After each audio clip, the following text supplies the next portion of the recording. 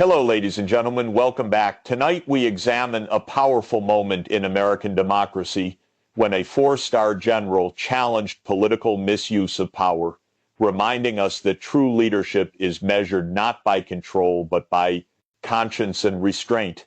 The Spark A general speaks out. When a four-star general breaks the tradition of silence and speaks publicly against political power, it is not a casual act. It is a warning. Such moments are rare in any democracy, moments when those who once wielded great authority remind the nation that power, when abused, becomes its own form of weakness. The headline read, "Four-star general criticizes Trump. This is purely a political play. Behind the noise of the statement lies something far more important than the outrage of the day." It reflects a deep unease within the very institutions that are supposed to remain apolitical, the armed forces whose loyalty is meant to be to the Constitution, not to any individual leader. Jeffrey Sachs would describe this not as rebellion, but as recollection, a moment when the military establishment remembers what it was built to protect. In strong democracies, the role of the military is simple but sacred: to defend the nation, not to serve as an extension of political ambition. When that line blurs, history shows that democracy begins to erode, often and slowly, and often imperceptibly. The general's criticism was directed not at one policy, but at a pattern: the repeated use of military imagery and authority to project political strength. Whether through parades, threats of deployment, or symbolic gestures of control, the attempt to merge political identity with military might is as dangerous as it is familiar.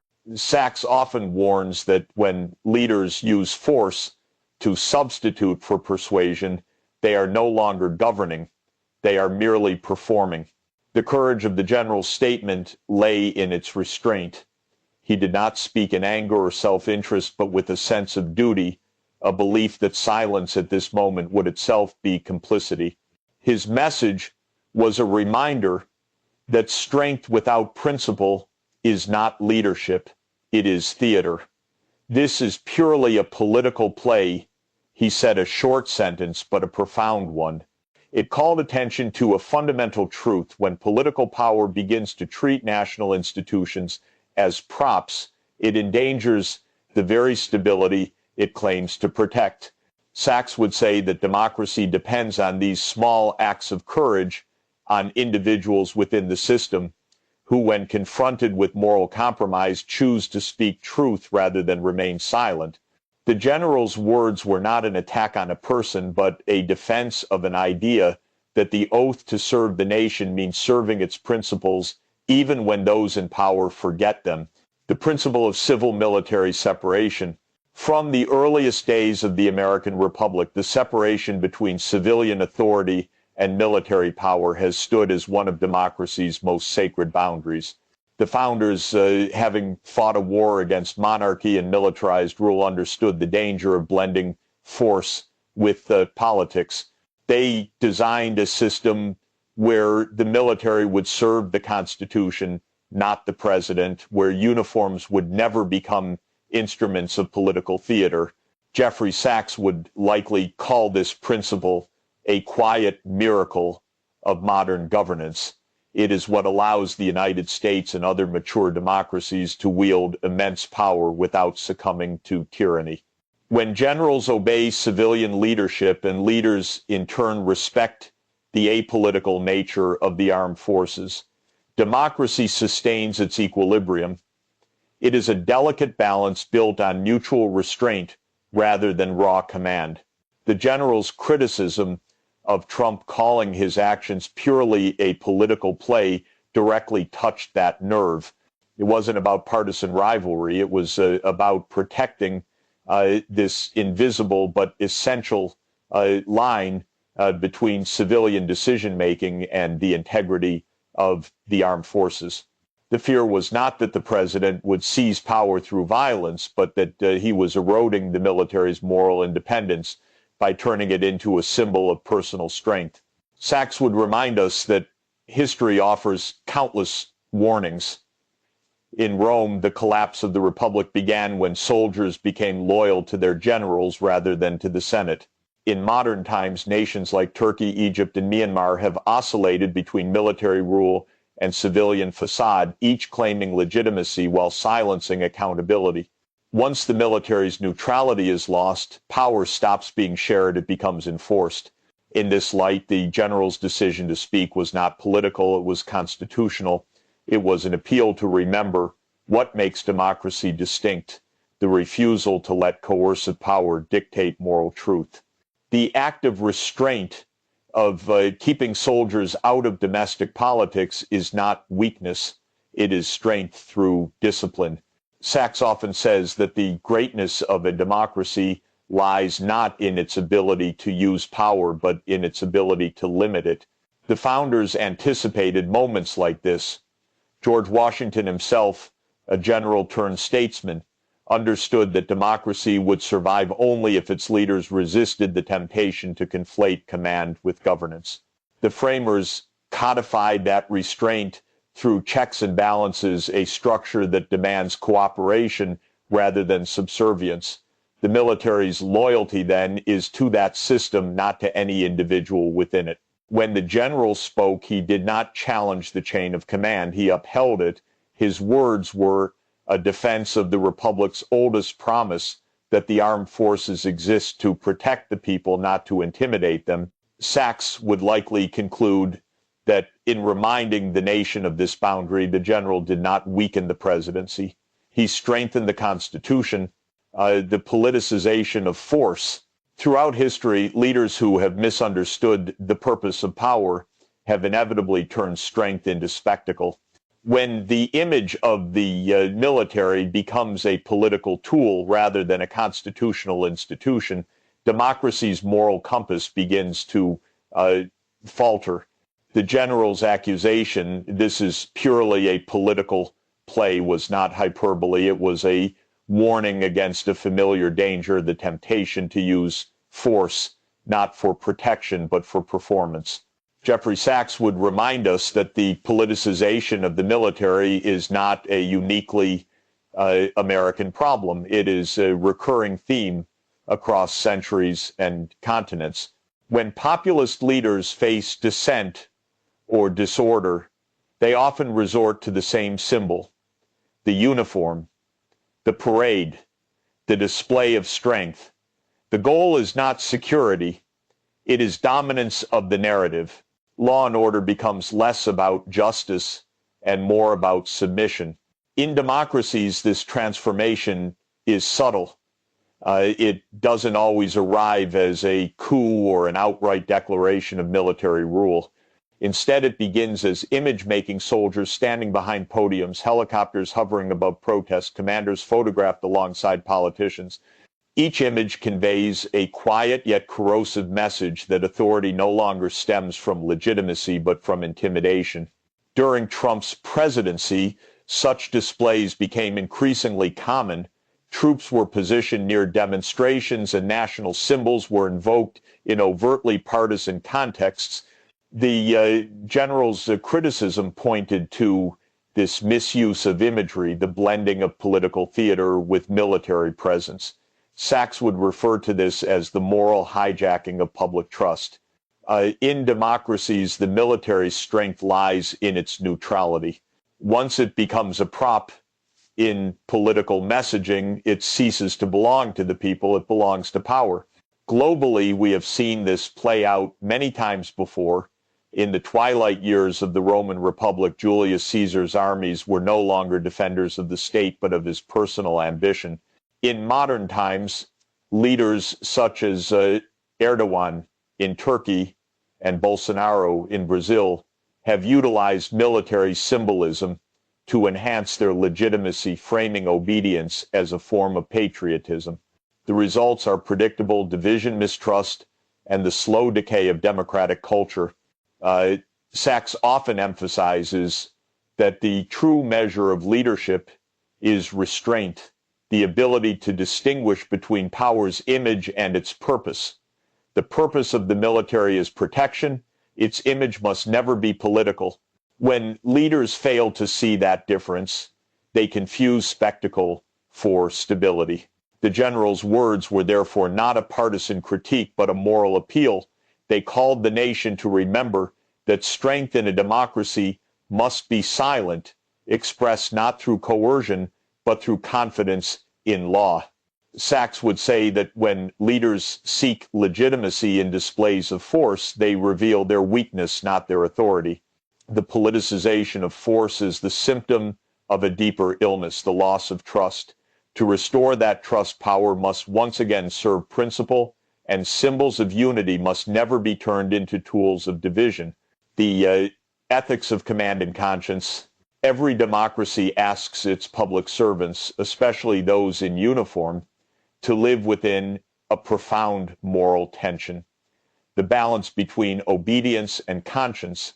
Soldiers are trained to follow orders, yet they also swear to defend the Constitution, not the individual who holds office.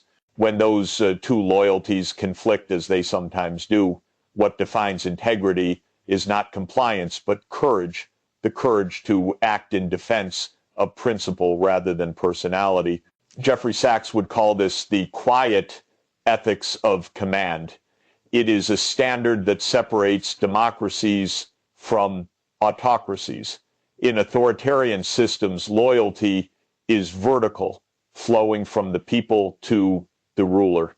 In democracies, loyalty is horizontal, flowing to the law, to the people, and to the moral idea of justice itself. The general's criticism of Trump, this is purely a political play, was in essence an act of conscience. It was the refusal to allow military obedience to become a form of moral complicity. Throughout history, the most destructive moments have come when conscience within institutions falls silent.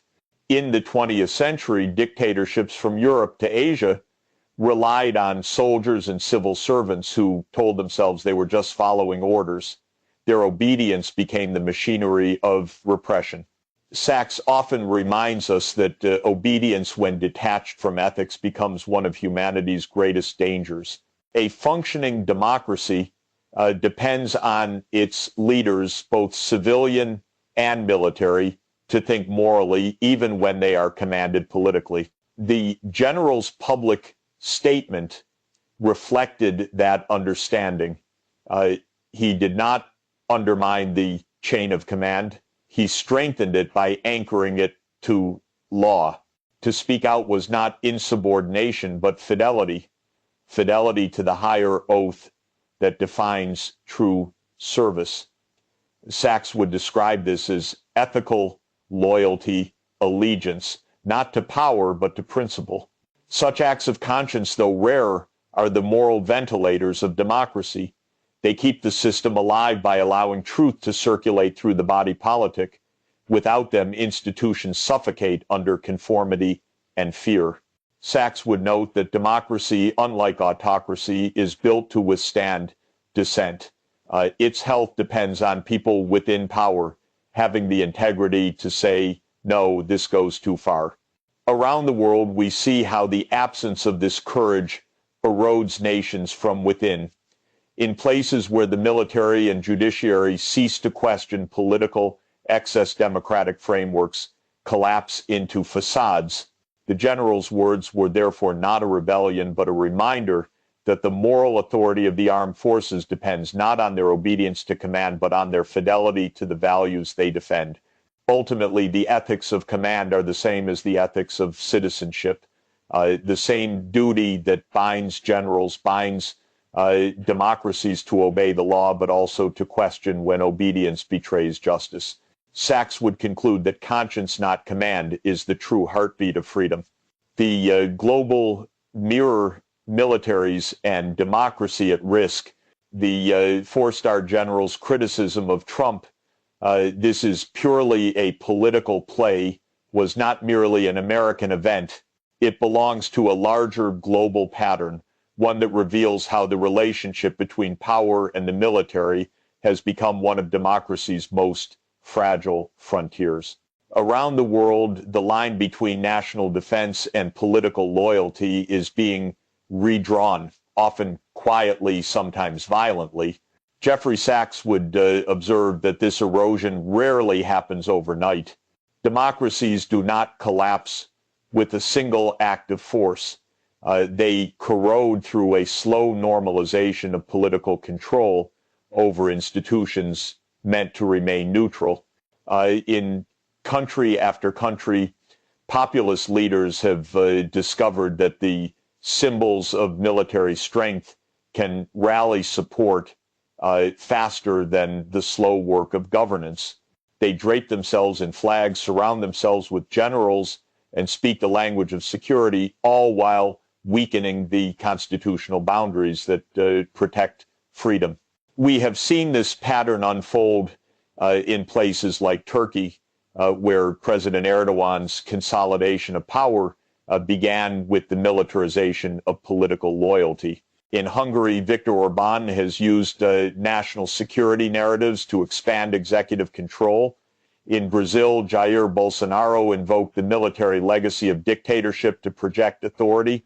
Each leader, in his own way, redefined patriotism as personal allegiance. Each blurred the distinction between service to the state and service to the ruler. Sachs would say this is one of the oldest temptations of political power, to seek legitimacy not from law but from the illusion of force. In doing so, leaders forget that a military is not a stage prop, but a solemn trust. It belongs to the nation, not to the ego of any individual. The moment the military's image becomes partisan, its legitimacy weakens, and with it the moral balance of democracy. In this global mirror, America's challenges are not exceptional. They are emblematic of a broader trend. The United States, for all its strength, faces the same vulnerabilities as any other democracy. The temptation to exploit national institutions for political theater is a universal phenomenon.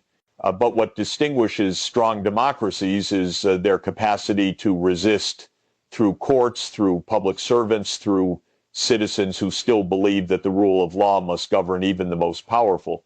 The general's words, therefore, were not simply criticism. They were participation in that resistance.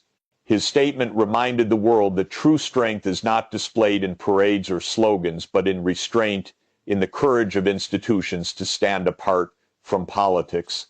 Sachs would argue that this global crisis demands a global response, a renewed commitment to the ethics of governance, to the principle that militaries defend nations, not rulers. The lesson from every fallen democracy is clear. The army that forgets its oath becomes the first weapon turned inward. The general's warning was both local and universal. It was a call to remember that democracy survives not through command, but through conscience, not through force, but through faith in the institutions that keep power human. America's founding wisdom power must be tamed. The United States was born from a rebellion against concentrated power. Its founders, shaped by war and wary of tyranny, understood that liberty does not survive through strength alone, but through structure, through laws and institutions that restrain even the most powerful hands. They wrote a constitution designed not to empower leaders, but to contain them. Jeffrey Sachs often reminds us that this founding design, checks and balances, civilian control, judicial independence, remains America's greatest contribution to modern governance. It is not perfect, but it is profoundly wise. It recognizes that humans, when given power, are not transformed into angels. They remain fallible, emotional, and self-interested. Therefore, power must always be tamed by principle. When the four-star general declared this is purely a political play, he was in effect channeling that founding wisdom. His words reflected a fear that America was forgetting the delicate equilibrium for its founders so carefully built, the balance between authority and accountability, command and conscience. From the beginning, the framers were explicit. Civilian oversight must govern the military, and no president should ever wield the instruments of defense for personal or political gain. George Washington himself, a general, demonstrated this by relinquishing command voluntarily, setting the precedent that leadership is service, not possession. In doing so, he taught the world that power, when restrained, becomes legitimate. When grasped too tightly, it corrodes from within. Sachs would say that the founders' genius lay not in their trust of power, but in their distrust of it. They created a republic based on humility, on the belief that no one, however noble or strong, should stand above the law. This humility is democracy's quiet virtue. It demands patience, dialogue, and compromise, qualities that modern politics often dismisses as weakness. But humility is not weakness. It is the highest form of wisdom. It is what allows leaders to recognize that their power exists only because others have entrusted it to them. Once they forget that the trust dissolves and democracy becomes performance, not practice. The general's critique was a callback to this founding truth. It was less about Trump than about the fragility of the system itself. Sachs might say the Constitution was written as an antidote to ambition, a reminder that the pursuit of power must always yield to the discipline of law. In a time when politics rewards domination, the founders' message remains: radical leadership is not measured by how much one commands, but by how well one restrains oneself. America's greatest strength was never its armies or its wealth. It was their belief that no one, not even the most powerful, stands above principle. The general's words echoed that belief. They were a reminder that America's survival depends not on new strength, but on old wisdom, the wisdom that power left untamed will eventually devour the freedom it claims to defend. A nation's reflection, what loyalty really means. Every society must decide what loyalty truly means. Is it allegiance to a person or to a principle, to authority or to truth?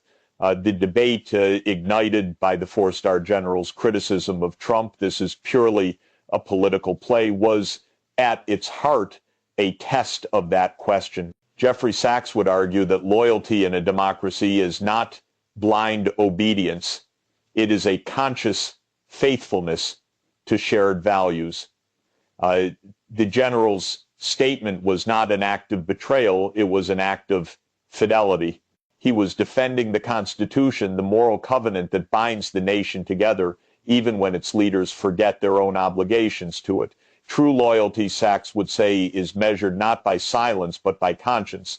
In the United States, the ideal of loyalty has often been misunderstood, particularly in times of division.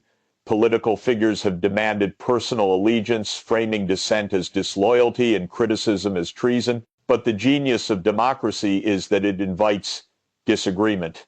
Its strength lies in the freedom of citizens and of institutions to challenge authority when it strays from justice. To be loyal to democracy is to defend its integrity, not its personalities. The general's choice to speak publicly represented precisely this kind of higher loyalty.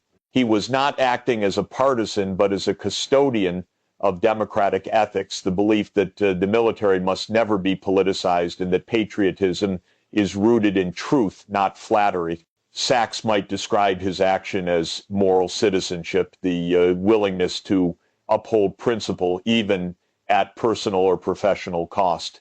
This distinction between loyalty to principle and loyalty to power is not merely philosophical, it is existential. History shows that once nations conflate the two, they lose both. When citizens begin to equate devotion to a leader with love of country, freedom quietly disappears. The 20th century is filled with examples, regimes where loyalty became compulsory and conscience became forbidden. Those societies decayed not because their people lacked courage, but because fear replaced moral clarity. In this sense, the general's intervention was not only for the United States, but for every democracy struggling to remember what allegiance means. Sachs would say that loyalty properly understood is not submission to authority, but commitment to justice, the kind of loyalty that speaks when silence would harm the whole. The general's words reminded the nation that democracy does not ask for perfect unity. It asks for honest faith, faith that disagreement can coexist with devotion, and that truth spoken with humility is itself an act of service. In the end, the test of loyalty is simple. When principle and power diverge, to which do we bow? The general chose principle, and in doing so, he proved that the truest form of loyalty is not obedience to men, but fidelity to the ideals that make a nation worth serving. The quiet strength of conscience. In the end, the general's words will not be remembered for their controversy, but for their courage. This is purely a political play, was more than a criticism. It was a moral boundary drawn in a time when truth was becoming negotiable. It reminded the nation that conscience, though quiet, is still the strongest force in a democracy. Jeffrey Sachs would likely say that history is shaped not by those who shout the loudest, but by those who stand the firmest when it matters most. Conscience rarely speaks in anger. It speaks in warning. It does not divide, it clarifies. And in this case, it clarified a timeless truth that power must remain accountable, and that silence in the face of manipulation is in itself a form of complicity. In democracies, conscience is not a luxury, it is an obligation. The general's decision to speak was not rebellion against authority, but fidelity to it, to the higher authority of the Constitution, of law, of the moral principles that undergird the republic. Sachs would describe this as democracy's self-correcting instinct, the capacity of institutions and individuals to rein in power and bring it back to its purpose. The general's courage reminds us that democracy depends less on grand gestures than on everyday integrity. It survives when people, regardless of rank or status, choose truth over comfort. Conscience is democracy's immune system. It activates whenever power strays too far from justice. Without it, nations lose their moral equilibrium, trading principle for convenience.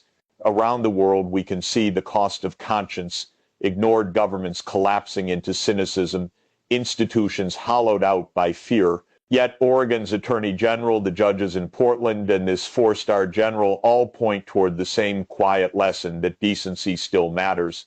The rule of law, when defended with conviction, still holds. Sachs might conclude that the true measure of strength, whether for a soldier, a nation, or a democracy, is not how forcefully it acts, but how wisely it restrains itself.